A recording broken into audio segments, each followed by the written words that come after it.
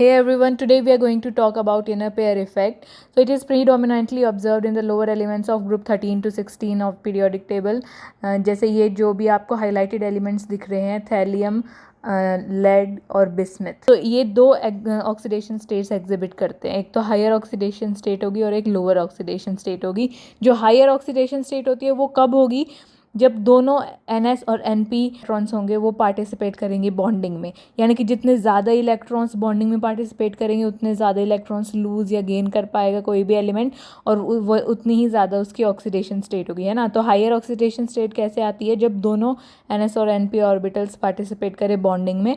और lower oxidation state कैसे आएगी? जब सिर्फ NP इलेक्ट्रॉन्स पार्टिसिपेट कर रहे हैं. अगर NS इलेक्ट्रॉन्स पार्टिसिपेट नहीं करेंगे तो जो ऑक्सीडेशन स्टेट होगी वो कम होगी, क्योंकि इलेक्ट्रॉन्स कम लूज कर पा रहा है कोई भी एलिमेंट. जैसे ग्रुप 13 के एलिमेंट्स हैं, ये दो ऑक्सीडेशन स्टेट कौन कौन सी शो करते हैं? एक तो +3, और जैसे जैसे आप डाउन द ग्रुप जाओगे तो आप देखोगे कि +1 भी ये शो करेंगे. जैसे गैलियम, इंडियम और थैलियम +1 भी शो करते हैं +3 के साथ.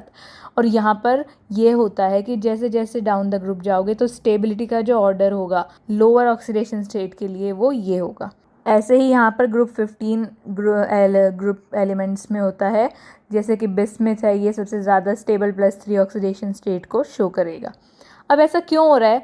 क्योंकि जैसे जैसे हम डाउन द ग्रुप जाते हैं, हम आपको पता होगा जो S ऑर्बिटल के इलेक्ट्रॉन्स हैं वो पार्टिसिपेट नहीं करते बॉन्डिंग में. लेकिन क्यों नहीं करते वो पार्टिसिपेट? क्योंकि जो एनर्जी रिक्वायर्ड होती है उन S इलेक्ट्रॉन्स को अनपेयर करवाने के लिए, उस एनर्जी को हम बोलते हैं बॉन्ड एनर्जी.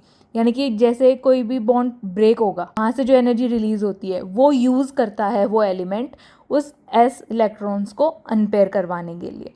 अब जैसे जैसे आप डाउन द ग्रुप जाओगे, जो साइज़ होता है एलिमेंट का वो इंक्रीज़ होगा.